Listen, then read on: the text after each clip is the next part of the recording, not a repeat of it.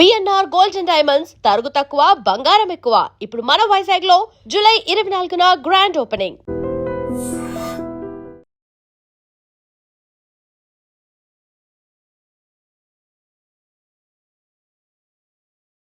సరిగ్గా 2 రోజుల క్రితం 27 సంవత్సరాల యువతి నగ్నంగా ఇంట్లో నుంచి బయటకు వచ్చి రోడ్డు మీద పరిగెత్తుకుంటూ వెళ్ళి ఇక్కడ బీరప్ప గుడి ఉంది, ఆ గుడి దగ్గర అమ్మవారి విగ్రహాన్ని పట్టుకొని అలాగే చెరువులో దూకి ఆత్మహత్య చేసుకున్న విషయం తెలిసిందే.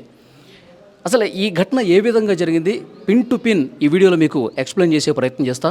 నేను ఇదే ఇంటి దగ్గర ఉన్నాను. ఈ ఇంట్లో నుంచే ఆమె బయటకు వచ్చింది. సరిగ్గా 2:30 సమయంలో ఆమె ఇదే ఇంట్లో నుంచి బయటకు వచ్చేసింది. ఇంట్లో వాళ్ళ అమ్మగారు ఉన్నటువంటి గదికి తాళం వేయలేదు. గడికి జస్ట్ అట్లా గడిపెట్టేసి బయట నుంచే ఇదే విధంగా నగ్నంగా బయటకు వచ్చింది. బయటకు వచ్చేసి ఇలా కిందకి దిగింది. నగ్నంగానే ఉంది, ఇంకా కిందకి దిగింది. ఇట్లా ఫస్ట్ ఫ్లోర్కి వచ్చినటువంటి పరిస్థితి ఉంది. ఫస్ట్ ఫ్లోర్కి వచ్చి ఏమంటే ఫస్ట్ ఫ్లోరు ఏంటంటే తలుపు కొట్టింది అమ్మాయి మీళ్ళే. సో ఇక్కడ చూడొచ్చు, ఫస్ట్ ఫ్లోర్కి కిందకి దిగిన తర్వాత ఈ డోర్లన్నీ లాక్ చేసి ఉన్నాయి. లాక్ చేసిన తర్వాత మొత్తం వాళ్ళు ఇంట్లో అర్ధరాత్రి 2 గంటలు అంటే వాళ్ళు విశ్రాంతి తీసుకుంటారు కదా, పడుకుంటారు కదా. సో తలుపులు కొట్టింది. తలుపులు బదా బాదింది. బాదిన తర్వాత వీళ్ళు ఇంకా మీకు అప్పుడు ఏమైనా అనిపించిందమ్మా? అప్పుడు ఇంట్లో ఎవరున్నారు? మీరే లేచారు. ఏంటి సౌండ్ వచ్చింది? ఎవరు తలుపు కొడుతున్నారని అర్థమైంది అప్పుడు మీకు? ఆ అమ్మాయి అని తెలియదు, కానీ ఎవరబ్బా ఈ రాత్రి వచ్చి తలుపు కొడుతున్నారు, ఎవరు వీళ్ళు అని నేను డోర్ అయితే తీయలేదు. దడా కొట్టింది. నేను లేచి కూర్చున్నా అంతే. కోసేపు ఒక 10 నిమిషాల దాకా నన్ను కొట్టింది. 10 నిమిషాల పాటు అలా కొడతా ఉంది. నేను ఎవరు ఇంత ఘోరంగా కొడుతున్నారు అని నేను సపోర్ట్ చేయకుండా కూర్చున్నా. కిందికి పోయినట్లుంది. కిందికి పోయి ఏమైంది, ఒక 15 నిమిషాలకు గేటు ధడల్మని శబ్దం వచ్చింది. నేను అనుకున్న పైన ఎవరన్నా వచ్చిండ్రో, లేకుంటే ఈ పక్క అబ్బాయి కారు నడుపుతాడు, రాత్రిలో వస్తాడు, ఏమన్నా తెస్తే గిట్ట తాగి బరువు ఎత్తలేక ఇట్లా డొల్లుతున్నదేమో, డోర్కు తగిలినట్లుందని పడుకున్నాను నేను. మళ్ళీ 2:30 అవుతుంది. కింద అబ్బాయిలు వచ్చిండ్రు మీదికి. వచ్చి అన్న అని పిలుస్తున్నారు. మళ్ళీ నేను లేస్తే కిటికీలోకి వెళ్ళి అడిగిన ఎవరు మీరు అని. అంటే మేము కింద ఉంటామా అంటే కింద ఉంటామని. ఏంది ఎందుకు వచ్చి తలుపు కొడుతున్నారంటే, ఇట్లా పైన ఉన్న అమ్మాయి నగ్నంగా వచ్చింది, నేను ఫోన్ మాట్లాడుతున్నా అంటే లోపలికి వచ్చింది, మళ్ళీ ఉరికిందా అని చెప్పింది. మాకు భయం అవుతుంది. నేను అన్నాను, కొంచెం అన్నను లేపవా, ఓనర్ది ఫోన్ నెంబర్ అడుగుతాను. నేను ఈ రాత్రి ఓనర్కి ఫోన్ చేస్తే కూడా చేస్తాడా అని. నేను మా అబ్బాయిని అయితే లేపలేదు, నేను ఈ డోర్ కూడా తీయలేదు. సరేనైనా మీరు డోర్ పెట్టుకొని పండుకోండి, మళ్ళీ వచ్చి కొడితే తీయకండి. ఒకవేళ తీసినా ఆ అమ్మాయిని ఒకటి కొట్టండి గట్టిగా, కొడితే వెళ్ళిపోతుంది.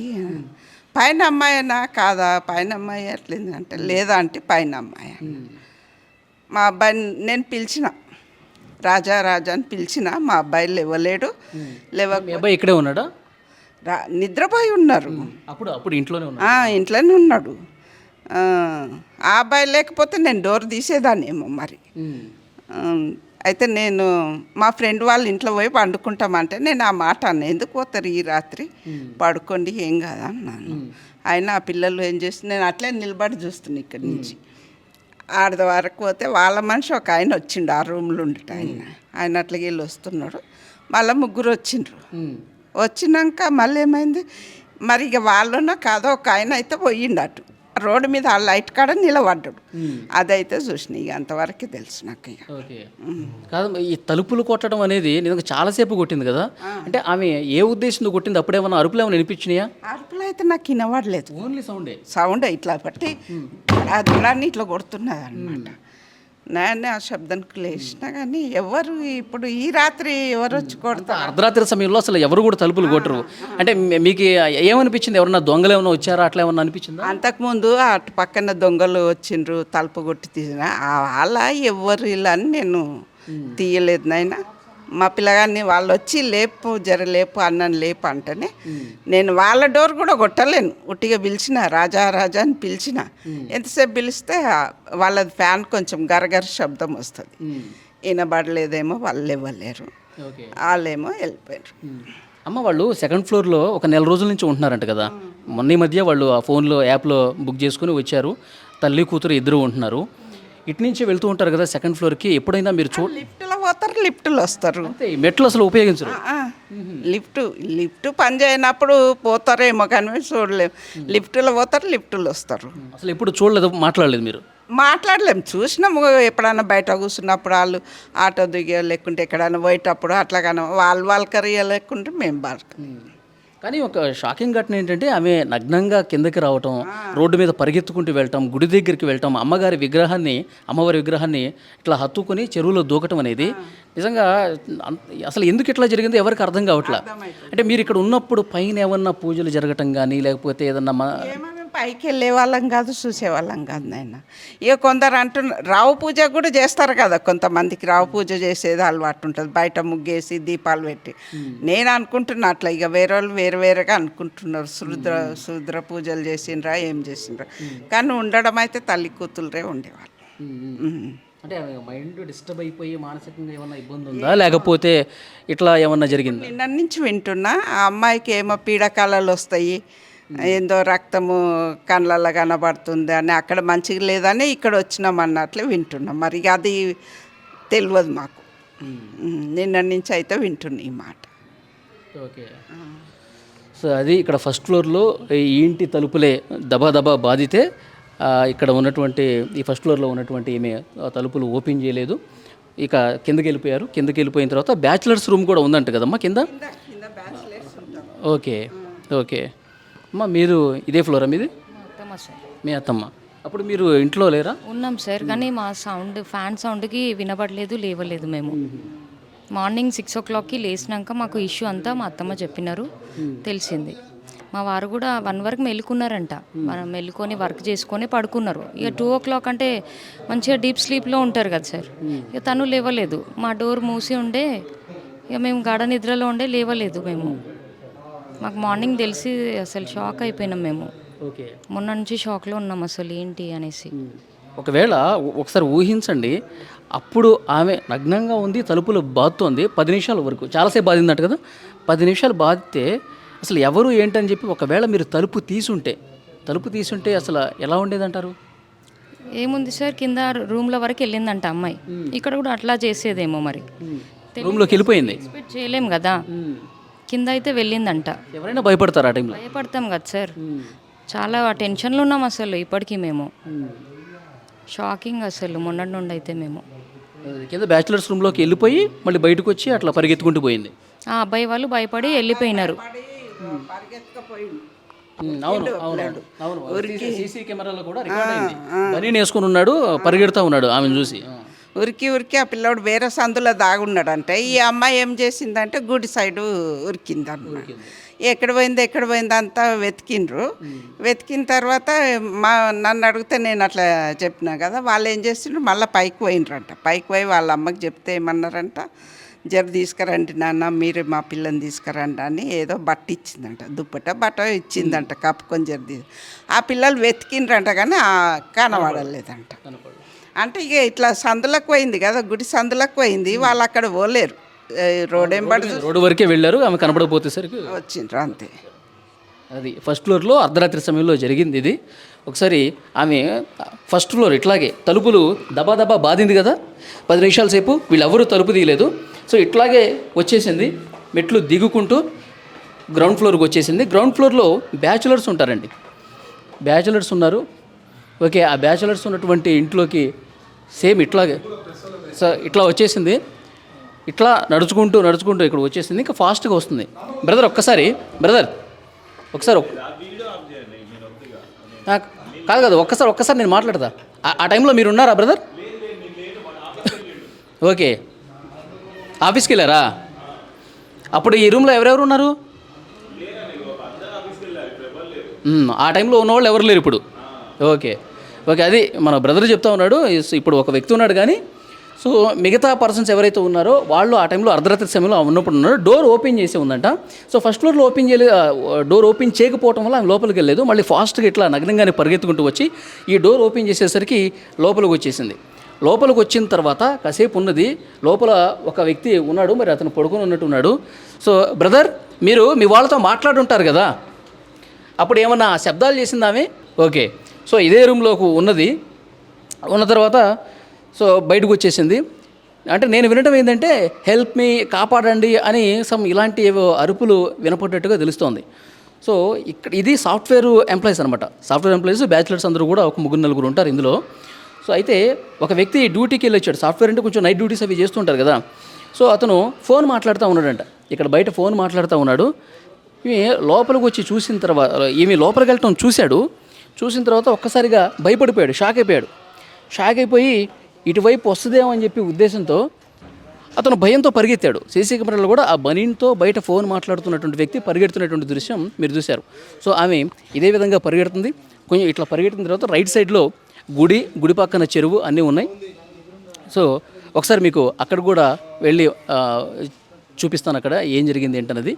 ఆమె ఇట్లాగే నగ్నంగా పరిగెత్తుకుంటూ వచ్చి ఇక్కడ బ్యాచిలర్స్ రూమ్లో కూడా వెళ్ళి తర్వాత వెంటనే మళ్ళీ పరిగెత్తుకుంటూ ఇదే విధంగా వచ్చింది. చూసినటువంటి వ్యక్తి భయంతో పరుగు పెట్టినటువంటి పరిస్థితి ఉంది. సో పక్కనే ఉంది చెరువు, గుడి. ఒకసారి చూపిస్తాను పదండి. ఆ యువతి నగ్నంగా అక్కడ కనిపిస్తుంది చూసారా గల్లీ, అదే గల్లీలో ఫాస్ట్గా పరిగెత్తుకుంటూ వచ్చింది. మళ్ళీ ఇటు గుడి వైపు వచ్చింది, స్ట్రైట్ ఇట్లాగే పరిగెత్తుకుంటూ వచ్చింది. ఇక్కడ సీసీ కెమెరా కనిపిస్తుంది చూడండి ఈ ఇంటికి. సో ఈ సీసీ కెమెరాలోనే ఆమె పరిగెత్తుకుంటూ వచ్చినటువంటి దృశ్యాలు రికార్డ్ అయ్యాయి. ఆ గల్లీ నుంచి స్ట్రైట్ ఇట్లాగే పరిగెత్తుకుంటూ వచ్చింది. ఇలా పరిగెత్తుకుంటూ ఇక్కడ మీకు గుడి కనిపిస్తుంది చూసారా. సో ఇట్లా డైరెక్ట్గా గుడి దగ్గరికి వెళ్ళిపోయింది. సో ఇది మొత్తం 1 నిమిషాల వ్యవధిలో జరిగిపోయిందండి. సో పెద్ద టైం కూడా తీసుకోలేదు. ఆమె ఇట్లా ఫాస్ట్గా ఇంటి దగ్గర నుంచి పరిగెత్తుకుంటూ వచ్చి ఇట్లా రైట్ సైడ్ ఉన్నటువంటి ఈ గుడి దగ్గరకు వచ్చింది. గుడి దగ్గరకు వచ్చిన వెంటనే 3 ప్రదక్షిణలు చేసింది గుడి చుట్టూ. ఇంకా నగ్నంగానే ఉంది. అర్ధరాత్రి 2:30 సమయం అవుతుంది, ఎవ్వరూ లేరు. ఈ గుడి చుట్టూ 3 ప్రదక్షిణలు చేసి ఆ తర్వాత ఇక్కడ ఒక చిన్న గుడిని చూసారా. ఈ గుడి మొత్తం లాక్ చేసి ఉంటుంది. సో ఎవరు లోపలికి వెళ్ళలేని పరిస్థితుంది. అయితే ఇక్కడ ఒక చిన్న గుడిని చూడండి. ఈ చిన్న గుడిలో అమ్మవారి విగ్రహం ఉంది. తర్వాత ఇది మొత్తం దీనికి లాకే ఉండదు, జస్ట్ అట్లా గడిపెట్టి ఉంటుంది. దాన్ని ఓపెన్ చేసి ఆ లోపల ఉన్నటువంటి అమ్మవారి విగ్రహాన్ని చేత్తో పట్టుకొని ఇలాగే ఎంత వేగంగా అయితే ఆమె వచ్చిందో అంతే వేగంగా ఆ గుడి లోపల ఉన్నటువంటి విగ్రహాన్ని. ఇంకొక ముఖ్యమైన విషయం ఏంటంటే అక్కడ ఒక 2 నిమిషాలు కూర్చుందని కూడా చెప్తున్నారు. సో పోలీసులు కొంత ప్రాథమికంగా ఇన్వెస్టిగేట్ చేసినప్పుడు అక్కడ కూర్చొని 2 నిమిషాల తర్వాత ఆ గేట్ ఓపెన్ చేసి చిన్న గుడిది లోపల ఉన్నటువంటి విగ్రహాన్ని తీసుకొని అంతే ఫాస్ట్గా ఇలా పరిగెత్తుకుంటూ వచ్చేసి ఈ గేట్ కూడా ఓపెనే ఉంది అర్ధరాత్రి సమయంలో. సో ఇట్లా పరిగెత్తుకుంటూ వచ్చి ఇంకా 2:30 సమయంలో ఎవరు లేరు. ఎవరన్నా చూసి ఉంటే గనక ఆమెను డెఫినెట్గా వారించి ఉండేవాళ్ళు, ఆమెను ఆపే ప్రయత్నం చేసి ఉండేవాళ్ళు. ఆ సమయంలో ఎవరూ లేకపోవటం వల్ల ఇక్కడండి చెరువు కనిపిస్తుంది చూడండి. సో ఆ విగ్రహాన్ని చేత్తో పట్టుకొని ఇలా పరిగెత్తుకుంటూ ఆ చెరువు దగ్గరకు వచ్చి దూకేసింది. అక్కడికి వెళ్ళి ఒకసారి చూపించే ప్రయత్నం చేస్తా. సో ఆ అమ్మాయి ఇలాగే పరిగెత్తుకుంటూ వచ్చింది, చేతిలో అమ్మవారి విగ్రహం ఉంది. ఇలా వచ్చి ఇక్కడ చెరువు కనిపిస్తుంది చూసారా, ఈ చెరువులోకి దూకేసింది అనమాట. అయితే ఆ విగ్రహానికి ఉన్నటువంటి వస్త్రం ఏదైతే ఉందో, పూజా కార్యక్రమాలు జరిగినప్పుడు అమ్మవారికి వస్త్రం ధరిస్తారు కదా, ఆ వస్త్రాన్ని కూడా తీసేసి ఇక్కడ పడేసింది చూడండి. మీరు స్క్రీన్ మీద చూస్తూ ఉన్నారు. ఆ విగ్రహం మీద ఉన్నటువంటి వస్త్రాన్ని తీసి ఇక్కడ పెట్టేసి ఆ విగ్రహంతో పాటుగా ఇక్కడ ఆ చెరువు కంటే ముందు మీకు ఐరన్ గ్రిల్ కనిపిస్తుంది చూడండి. ఈ ఐరన్ గ్రిల్ ఇట్లా జెంట్స్ ఎక్కడానికే కొంత ఇబ్బంది పడే పరిస్థితుంది. కానీ ఆ అమ్మాయి సో ఈ గ్రిల్ ఆ విగ్రహం ఒక చేతిలో ఉంది, ఒక చేత్తో ఇట్లా పట్టుకుంది, ఇంకొక చేత్తో ఇలా ఎక్కుండొచ్చు. మొత్తం ఇట్లా కిందకి దిగింది చూడండి. దిగటానికే కొంత రిస్క్తో కూడుకున్నటువంటి పరిస్థితి ఉంది. సో ఐరన్ గ్రిల్ని అతి కష్టం మీద ఇట్లా కిందకి దిగి చెరువులోకి ఆ విగ్రహంతో పాటుగా దూకేసినటువంటి పరిస్థితి ఉంది. ఇక్కడే ఆమె మృతదేహం ఉదయాన్నే తేలియాడుతూ కనిపించింది. ఇక్కడ వాకర్సు ఇక్కడ ఇటువైపు వచ్చిన వాళ్ళు ఉదయాన్నే పోలీసులకు కంప్లైంట్ చేస్తే, సో పోలీసులకి కంప్లైంట్ చేసే ముందు ఇక్కడ విగ్రహం కనిపించట్లేదు. ఎందుకంటే అంత పొద్దున్నే ఇక్కడ శవం అనేది తేలియాళ్ళ, ఆ మృతదేహం అనేది తేలియాళ్ళ. సో ఇక్కడ ఆ గుడి దగ్గర విగ్రహం కనిపించట్లేదు అని చెప్పి ఉదయాన్నే వచ్చినటువంటి పంతులు గారు దాన్ని గమనించి పోలీసులకు ఇన్ఫర్మేషన్ ఇస్తే అప్పుడు సీసీ కెమెరాల్లో చూసిన తర్వాత ఇక్కడ అర్ధరాత్రి సమయంలో ఆ అమ్మాయి ఇట్లా వచ్చింది, విగ్రహం తీసుకుని ఇటువైపుగా వచ్చిందని చెప్పి అప్పుడు పోలీసులు తమ విచారణలో తెలిస్తే అప్పుడు ఇటు వచ్చినప్పుడు వెతికితే ఇక్కడ అప్పుడు మృతదేహం తేలియాడుతూ కనిపించిందనమాట. సో వెంటనే ఉటావుటిన ఆ మృతదేహాన్ని కూడా బయటికి తీసినటువంటి పరిస్థితి ఉంది. అయితే ఇక్కడ అర్థం చేసుకోవాల్సినటువంటి విషయం ఏమిటి అంటే ఈ ఈ వస్త్రం ఇక్కడ కింద పడేసింది అంటేనే ఇక్కడ ఏదో ఒక మిస్టరీ దాగినటువంటి పరిస్థితి ఉంది. అంటే ఆమె ఆలోచన విధానం, ఆమె మానసిక పరిస్థితి ఏ విధంగా ఉందన్నది కూడా ఇక్కడ ఒకసారి ఆలోచన చేయాల్సి ఉంది. ఇక్కడే అసలు లోగుట్టు దాగి ఉంది అని అర్థం చేసుకోవాల్సిన పరిస్థితి ఏమైనా ఉందా? ఎందుకనంటే సో ఆ అమ్మాయి నగ్నంగా ఉంది. సో అమ్మవారి విగ్రహం ఇక్కడికి తీసుకొచ్చి సో నాతో పాటు అమ్మవారిని కూడా నీటిలో కలిపేయాలి అన్న ఆలోచన ఎందుకు వచ్చింది ఆమెకి? అమ్మవారికి ఉన్నటువంటి వస్త్రాన్ని కూడా ఎందుకు తీసేసి వాటర్లో దూకింది? అంటే అమ్మవారిలో నేను ఐక్యం అయిపోవాలి, అమ్మవారిలో నేను ఐక్యం అయిపోవాలంటే అమ్మవారి విగ్రహంతో పాటుగా నేను కూడా వాటర్లో దిగితే నా ప్రాణాలు పోయినప్పుడు నా ప్రాణం అనేది పూర్తిగా అమ్మవారిలో ఐక్యం అయిపోతుంది, అమ్మవారు నాతో ఉంటే పూర్తిగా అమ్మవారిలో నేను కలిసిపోతాను అన్న ఏమన్నా మైండ్ సెట్ ఆ అమ్మాయికి ఏమైనా ఉందా? అలాంటి ఆలోచనతో ఏమైనా ఉందా? సో ఇవన్నీ కూడా తెలియాల్సినటువంటి అవసరం కనిపిస్తుంది. కానీ 27 సంవత్సరాల యువతి అర్ధరాత్రి సమయంలో, ఎందుకంటే ఏ అమ్మాయి అయినా సరే రాత్రి 10-11 అయితేనే రోడ్డు మీద ఒంటరిగా నడవటానికి చాలా భయపడే పరిస్థితి ఉంది. ఒంటరిగా చిమ్మ చీకట్లో ఒంటరిగా ఒక అమ్మాయి నడవలేనటువంటి పరిస్థితి ఉంటుంది, భయం ఉంటుంది. సో అలాంటి అమ్మాయి అర్ధరాత్రి 2:30 సమయంలో అసలు ఎవ్వరూ మేలుకొని లేనటువంటి సమయంలో నగ్నంగా ఇంట్లో నుంచి బయటకు వచ్చి కింద తలుపులు బాది కింద గ్రౌండ్ ఫ్లోర్లో ఉన్నటువంటి బ్యాచిలర్స్ రూమ్లోకి వెళ్ళి మళ్ళీ ఫాస్ట్గా పరిగెత్తుకుంటూ వచ్చి గుడి దగ్గర ఉన్నటువంటి అమ్మవారిని తీసుకొని ఇక్కడికి వచ్చి అమ్మవారి మీద ఉన్నటువంటి వస్త్రాన్ని కూడా తొలగించేసి వాటర్లో దూకేసిందంటే ఇక్కడ ఆమె మానసిక స్థితి ఏ విధంగా ఉందన్నది కూడా క్లియర్గా అర్థమవుతుంది. అంటే ఆమెకి వాళ్ళ తల్లితో కూడా మనం మాట్లాడే ప్రయత్నం చేసాం. అంత పెద్ద భక్తి ఏమీ లేదు. అప్పుడు నార్మల్గానే అందరిలాగానే గుళ్ళకి వెళ్తుంటాం, ఇంట్లో చిన్న పూజలు ఏమైనా ఉంటే చేస్తాం. కానీ ఆమె అమ్మవారిని తీసుకొని వెళ్ళిపోయిందంటే కూడా మాకు కూడా అర్థం కానిటువంటి సిచ్యువేషన్ ఉందని చెప్తున్నారు. సో ఆమె ఎక్కువగా దేవుళ్ళకి సంబంధించిన వీడియోలు చూడటము, లేకపోతే దేవుళ్ళకి సంబంధించిన పుస్తకాలు చదవటము, దేవతామూర్తుల్లో ఐక్యమైపోవాలంటే ఆ భావన, అలాంటి మానసిక స్థితి ఏమైనా ఉందా, ఇవన్నీ కూడా ఇన్వెస్టిగేషన్లో తెలియాల్సినటువంటి అవసరం కనిపిస్తుంది. అమ్మవారి వస్త్రాన్ని ఇక్కడ పడేసి ఆమె పూర్తిగా ఆ విగ్రహంతో పాటు లోపలికి వెళ్ళి దూకిందంటేనే సో చాలా మిస్టరీగా కనిపిస్తున్నటువంటి పరిస్థితి ఉంది. సో ఆమె యాక్చువల్గా బెంగళూరులో జాబ్ చేసేదండి. 6 నెలల క్రితం మానేసిందంట, మానసిక ఒత్తిడి ఎక్కువైపోవటం వల్ల ఊరికి వెళ్ళిపోయింది. ఊరి నుంచి సో తండ్రి ఊళ్ళోనే ఉన్నాడు. వీళ్ళిద్దరూ తల్లి కూతురు ఇద్దరు కూడా ఫోన్లో రెంట్ యాప్ చూసుకుని ఇక్కడ ఫిర్యాదుగూడలో శంకర్ నగర్లో రెంట్కి వచ్చారు. జస్ట్ 20 రోజులు అవుతుంది. శుక్రవారం రోజు ఆమె చనిపోయే సమయం ముందు కూడా కొన్ని గంటల ముందు మియాపూర్లో ఇంకొక ఇల్లు చూసుకున్నారంట. ఇక్కడ ఉండటానికి అంత బాగాలేదు, మన జాబ్కి ఏదైనా చేసుకోవాలన్నా ట్రయల్స్ చేసుకోవాలన్నా ఇబ్బందిగా ఉందని చెప్పి మియాపూర్లో ఇల్లు చూసుకుని పొద్దంతా అక్కడ తిరిగేసి అలసిపోయి అక్కడే భోజనం చేసి అలసిపోయి ఇంటికి వచ్చి పడుకున్నారు. పడుకున్న తర్వాత అర్ధరాత్రి సమయంలో అమ్మగారు పడుకున్నటువంటి ఆ గదికి బయట నుంచి గడిపెట్టేసి ఆమె ఈ విధంగా చేసింది. సో పోలీసులు ఇన్వెస్టిగేట్ చేస్తున్నారు, అన్ని కోణాల్లో దర్యాప్తు చేస్తున్నారు. సో తల్లి తండ్రి ఇద్దరిని కూడా ఆల్రెడీ విచారిస్తున్నటువంటి పరిస్థితి ఉంది. ఇంకా అసలు ఏంటి ఆమె మానసిక స్థితి ఇట్లా కావడానికి కారణం ఏంటి, ఇంకా వేరే కోణాలు ఏమైనా ఉన్నాయా, వేరే వాస్తవాలు ఏమైనా ఉన్నాయా?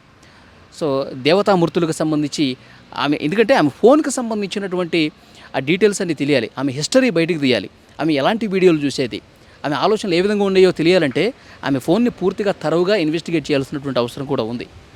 సో పోలీసులు అంతిమంగా ఏం తెలుస్తారన్నది చూడాలి.